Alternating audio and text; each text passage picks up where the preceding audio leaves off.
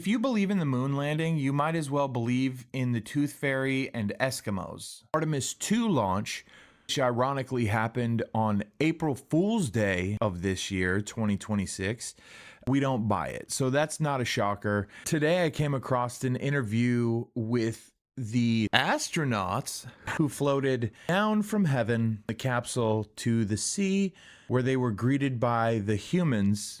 This whole interview is weird. I'm not an astrologist. Just kidding. I know it's geology. Or is it astronomy? Whatever it is, I don't care.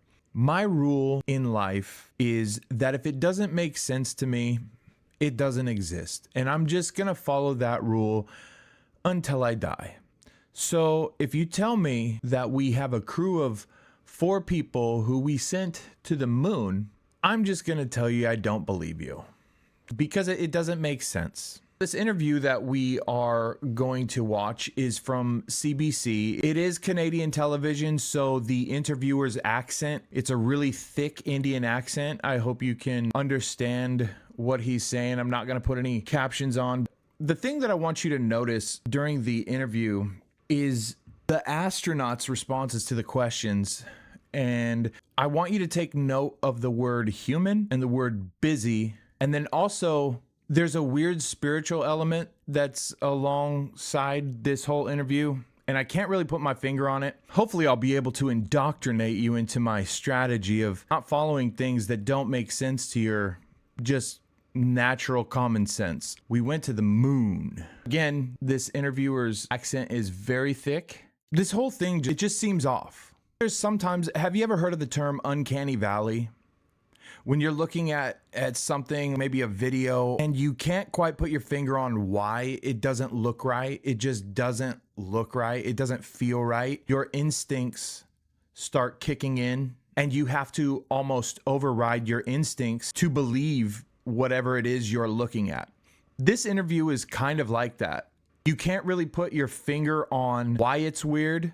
It's just weird. These people are weird. The framing of certain things is weird.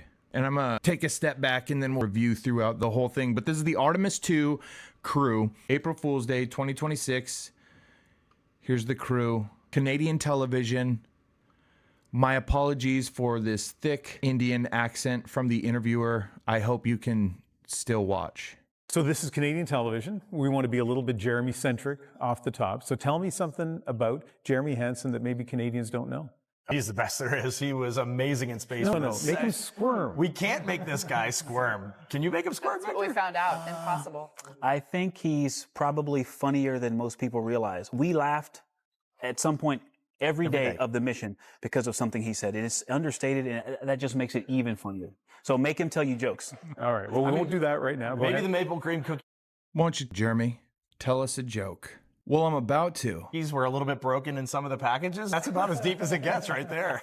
So I asked viewers to come up with questions, and not surprisingly, we got flooded with questions, and there were certain themes. A lot of questions about re-entry. So Jeremy, I bet none of the questions that they're going to address, none of the questions have to do with the technology used at all. They're all going to be feels or vibes questions. I haven't even looked this far into the video, but I already know. This is Canadian television and 4 Tubi actors is what it feels like. from that moment of re-entering atmosphere, the G's, the fireball, the loss of signal, what was that like?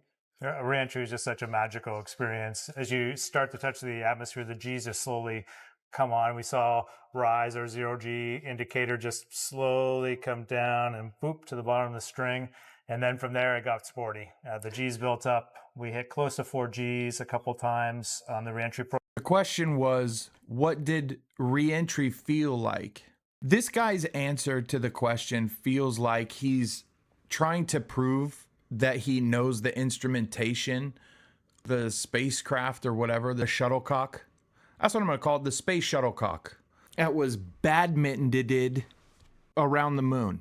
He's not going to say anything about what it feels like other than magical, which is also a response I would give to my 7-year-old niece if she asked me what it was like to meet Mickey Mouse. It was magical.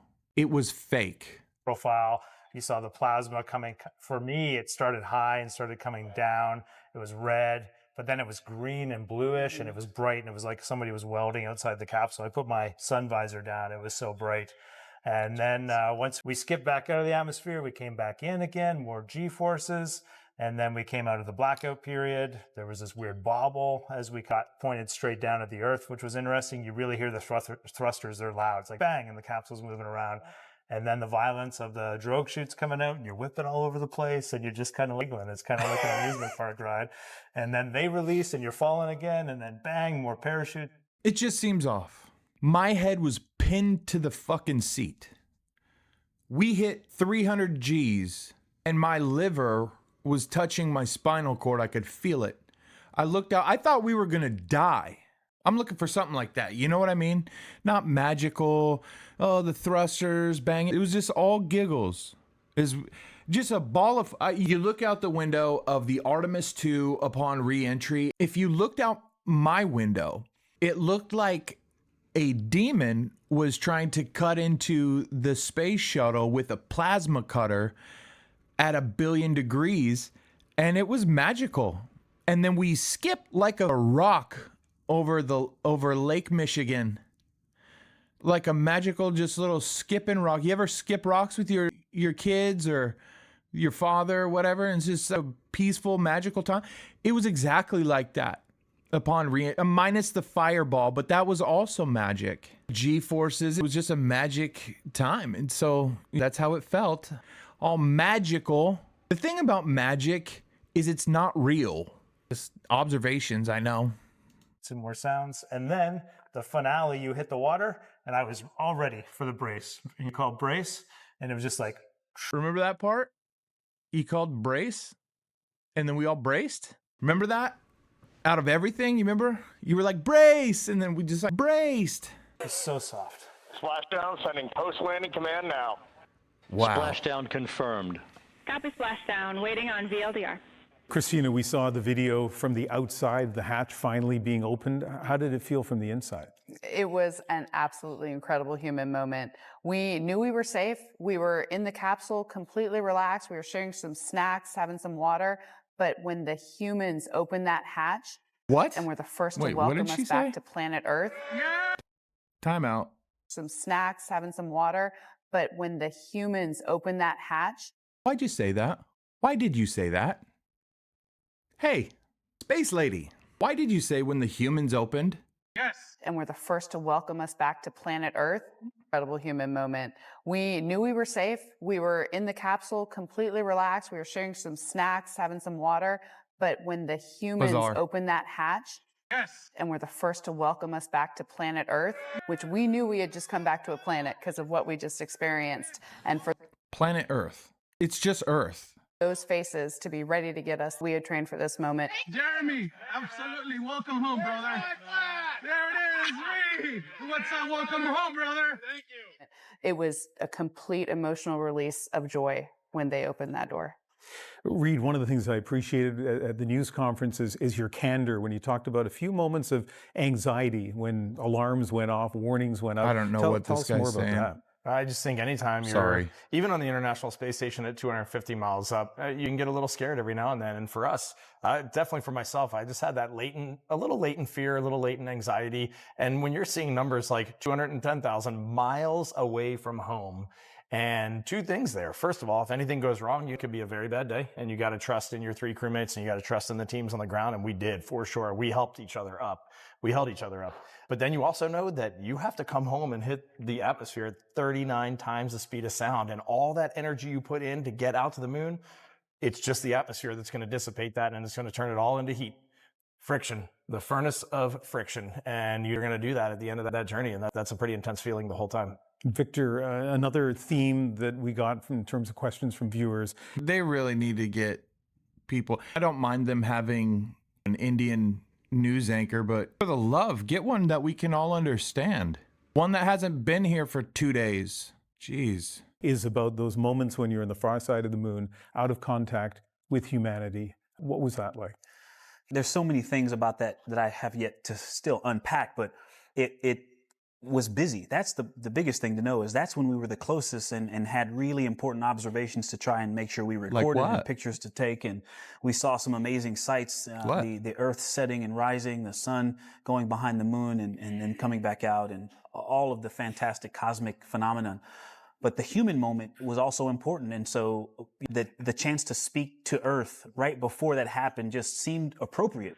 As we prepare to go out of radio communication, we're still to feel your love from Earth, and to all of you down there on Earth and around Earth, we love you from the moon. Moments of silence are a big thing, a revered thing that we have in our culture. And so it just felt like, well, there may be people that have a little trepidation, but let's take this and focus it on love, togetherness. And so I don't know if what I said was the right thing to say, but I just felt like saying something in that moment. And then I went back to looking out of the window and starting my recording, and I actually prayed on the recording. He's going to talk about praying on the recording, but in that moment, what he should have said is obviously April Fools.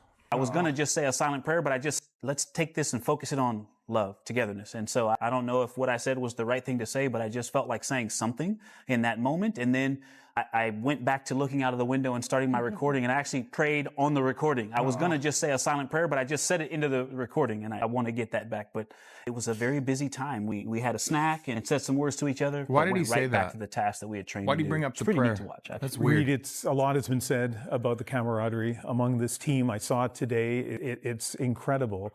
It's called And you acting. were saying that also Rajneesh. one of the incredible things was watching your crewmates talking to their families back on Earth. It is amazing Talk watching about our that. crewmates. It's like you go into another universe. You're on this Yo. noise canceling headset, and you got a little computer that you're going to tie in, and you have video. It's a long delay, especially when you're out by the moon. It was a long delay.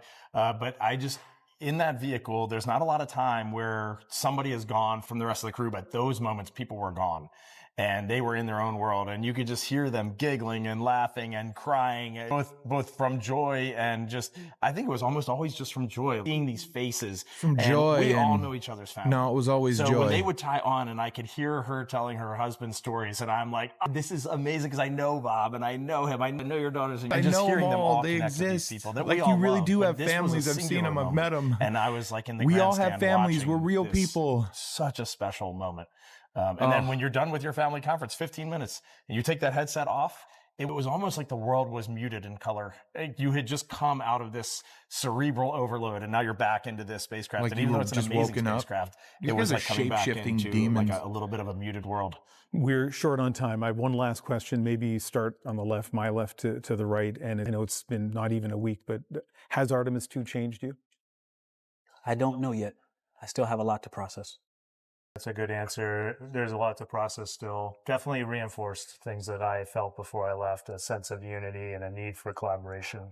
Thank you, Honky. It's changed me. I just don't know how much yet. The biggest thing when you ask that question is the immense pride that I have in Victor, Jeremy, Christina, and this crew and what we were able to go do. NASA, Canadian Space Agency, and the world really placed their trust in us. Not really. And at the end of the day, I feel like we came through. And there's very few things in my life that I can say I have no regrets over, but the way we handled that, NASA, Canadian Space Agency, and the world really placed their trust in us. And we didn't even know it was happening. Nobody knew we were going to the moon or trying to. No one placed their trust in you. Nobody still trusts you. You left on April Fool's Day, you idiot, to go to the moon. At the end of the day, I feel like we came through, and there's very few. No, you didn't. That's why we're watching this interview on a Canadian television show instead of a real television show. Because no one gives a hoot about your Boulder Dash. Few things in my life that I can say I have no regrets over, but the way we handled that mission, there is just no regrets. These people are the real thing. Also, why would there be regrets? I really regret going to the moon as an astronaut. That's like you enter a field. I'm going to let this finish out. Well, the other message that came through loud and clear from the emails and social media posts I saw was Canadians in particular who just wanted to thank you and how enchanted they were by your mission. So it's been great to speak to you today. Thank you very much. Yeah, Thank you. and Ian, just a chance for us as a crew to just say thanks to Canada. It was great, the connections during the mission that we had. And we just felt the love coming back from the country. The questions, they were great. And so from all of us, thank you, Canada. Thank you. There you have it. Thank you, Canada, so much, because America didn't believe us. America doesn't believe we went to the moon, so I just want to thank you, Canada. That's like you and your brother are doing a chore in the backyard, but your mom only believes one of you did it. And so she thanks the one that she thinks did it. That's not at all what it's like. You know what it's like? It's like in 1969 when they faked going to the moon. It's a lot like that, but shittier because we know you didn't go to the moon. It's also cute to see Canada still playing along. Canada doesn't even believe you went to the... If Canada believed that we went to the moon or that they were partnering for us to go to the moon, they would at least send a real news anchor to interview these 4 American heroes. They wouldn't send a local curry guy. They're going to send someone reputable, someone from Canada or at least North America, Western Hemisphere. They're going to send someone black or white to interview astronauts. They're not going to send Mishnar. That in and of itself. But also the use of the word human and human being and planet Earth. That's weird. Felt weird. Anyway, we didn't go to the moon. Canada sucks. Anything they say happened, didn't happen. If you believe in the moon landing, you might as well believe in the Tooth Fairy and Eskimos. It didn't happen. Get over yourself. Doesn't make sense.